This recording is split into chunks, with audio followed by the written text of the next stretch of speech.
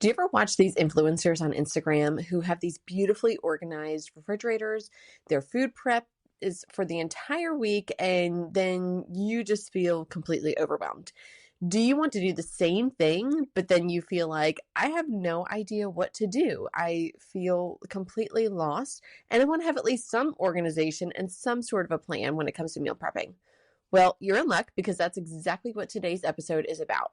I'm going to teach you 3 easy ways that you can get started with meal prepping without the overwhelm. The plus side is you won't be spending your entire Sunday in the kitchen unless you want to, and you'll be able to have a nice, easy way of prepping your food for the week so that things are just super easy. You could just pull things out of the refrigerator and not even have to think about it. So you're going to want to open the notes section on your phone or grab a pen and paper and write these ideas down that I'm going to share with you today. Let's hop in.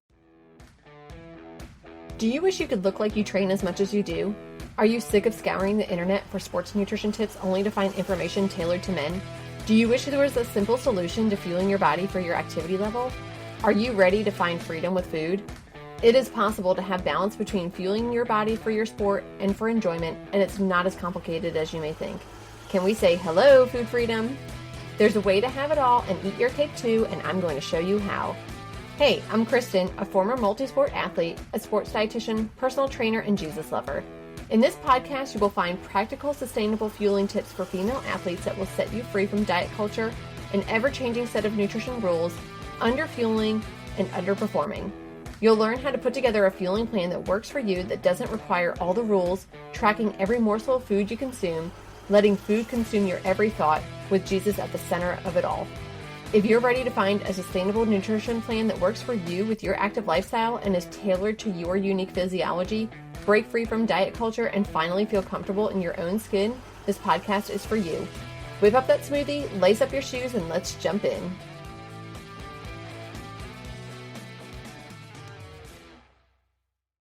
So I have a little bit of a confession to make. Back before I had kids, I used to spend the entire Sunday prepping my meals for the entire week. I would put all of my meals plus my husband's meals in these nice little containers for the week, and all we would have to do was pull them out of the refrigerator, throw them in the microwave, and eat our meals, and that was it. And then I had my son, and I was like, I have no time to do this. So I have refined how I do meal prepping over the years, because now I have 3 kids and I'm cooking for a family of 5. And so that really comes with its own challenges. And if I don't prep or prep and meal plan for the week, I really feel completely lost for the entire week. And then we wind up having takeout or a frozen pizza, or we'll do breakfast for dinner, which is not the worst thing in the world, but certainly we want to have a more balanced meal on a regular basis. So I'm going to give you my 3 easy tips to get you started on meal prepping. So number 1 is to just make a few components either on a Sunday, or you could do a Sunday and a Wednesday. You could split it up between the week. So you're going to make a few components, like a batch of rice. Cook some potatoes in the oven. You can throw some meat in the Instant Pot and make some shredded meat, like some shredded chicken or barbacoa, or you could do any type of shredded beef is fine. You can also, if you have a grill and you like to grill, you can throw a bunch of chicken breasts on the grill, and then now you have a bunch of chicken for the week that you can mix and match what you do with these different components. So I have a blog on this for freezer meals, and it's basically shredded meat that you can throw into the Instant Pot, or you could put it in your oven, in a Dutch oven.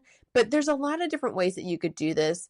And basically what you're going to do is you're going to take these components and you're going to mix and match them together so that you're getting different meals for the week. So for example, you could take some of your shredded chicken or your grilled chicken and you can throw it on a salad and have some fruit on the side plus some crackers. And now you're getting a well-balanced meal. You're getting vegetables, you're getting protein, you're getting fruit, and you're getting carbohydrates in that meal plus some fat for the dressing on your salad. Another idea is you could take your chicken and you can have it with some of the rice that you cooked plus some frozen vegetables, and then just add, either some butter or some olive oil or avocado to get in your healthy fat. Another idea is you can stuff some baked potatoes, the baked potatoes that you made, with chicken or any other meat that you have. If you did the barbacoa idea, that's a good idea. Or carnitas is another good one that's with pork. And then you could throw in some frozen broccoli. Of course, you're going to heat up the broccoli, some cheese, some sour cream. And then that way you're, again, getting a balanced meal. You're getting carbohydrates, you're getting protein, you have some fat in there, and then you get some vegetables as well. So you're basically just making all these different components, and then you're mixing them together however you want to make them into quick and easy meals. And you don't have to put everything together in a little separate container unless you want to. If you want to do that, that's an extra step, but you don't have to. You could just go into your refrigerator, pull out your protein, pull out your carbohydrate, pull out your vegetable. Frozen vegetables are a great thing here because they're super easy and they're never going to go bad on you. And then, you just get your fat and then you put it all together and call it done. Number 2, the next tip I have for you is to make extra dinner so then you have leftovers for the week. So you can make these leftovers for lunch or you can make them for other dinners for the week. If you are one of those people that you don't mind eating the same foods over and over again, go ahead and just make a large pot of chili, for example, for dinner. And now you have that for dinner tomorrow and dinner the next day. Or like I said, you could use them for lunches.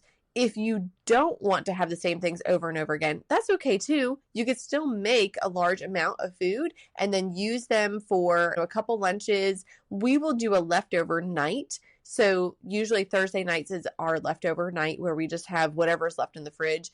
But what I will wind up doing is I will actually put that food in the freezer if I have a lot of it left over, so then I can pull it out in a couple weeks, and now I have some built-in rotation, so I'm not eating the same things over and over again.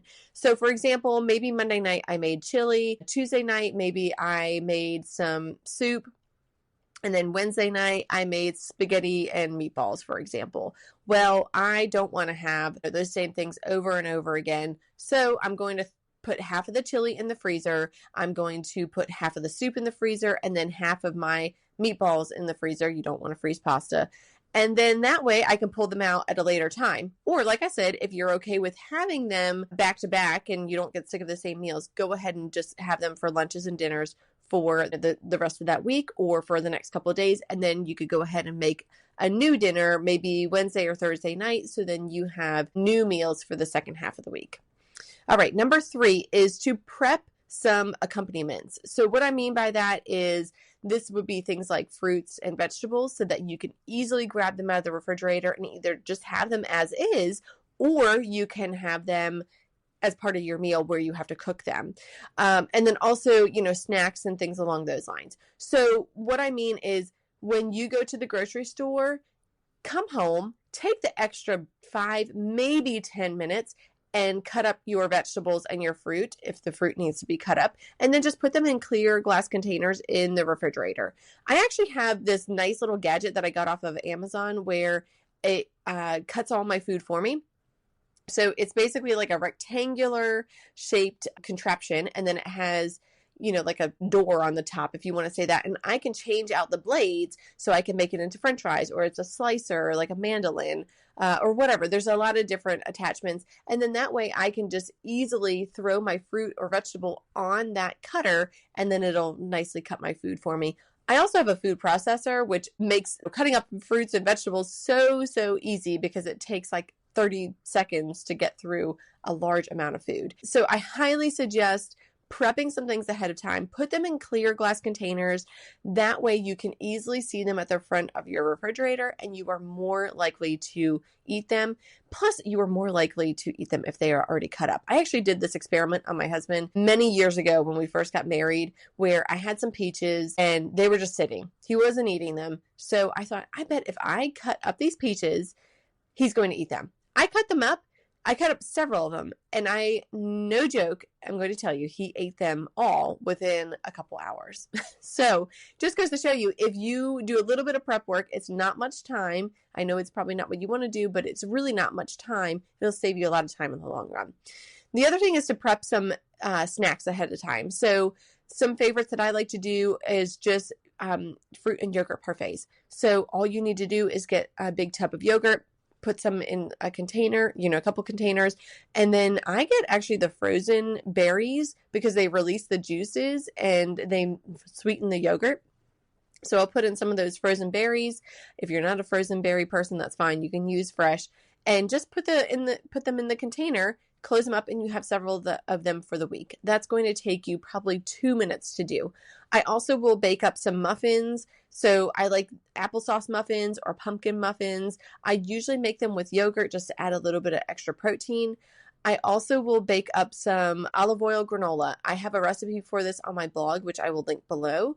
And that is great because you can have that as a bowl of cereal. That gives you a lot of nutrition in that if you have it as a bowl of cereal, or you can have it on top of your fruit and yogurt parfait. So just put it in a little baggie. And that's something that you can even take the extra step if you wanted to portion out into little baggies, or just make it and use it as the week goes on. And then the last thing is to make a big batch of overnight oats for breakfast, or I will make a big egg casserole for the week, and I'll just cut it up into however many slices I want to get out of it for the week. So that saves me on breakfast. And I know people don't have time in the morning. The mornings are just really busy times. People don't want to spend the time standing over a stove and cooking eggs or whatever. So if you just do a little bit of prep work at night, then it will make your life a lot simpler in the morning. And the plus side is you can actually use those as snacks during the day as well. So if you found today's episode helpful, I really, really would appreciate it if you would leave me a review. All you have to do is just go on to Apple Podcasts, scroll down to the bottom, and click leave a review. Please put in there what you like about the show, and then also what else you would like to learn about. It really helps me to know what you like and what else you want to learn about. So thanks for joining me today, and don't forget to leave me a review.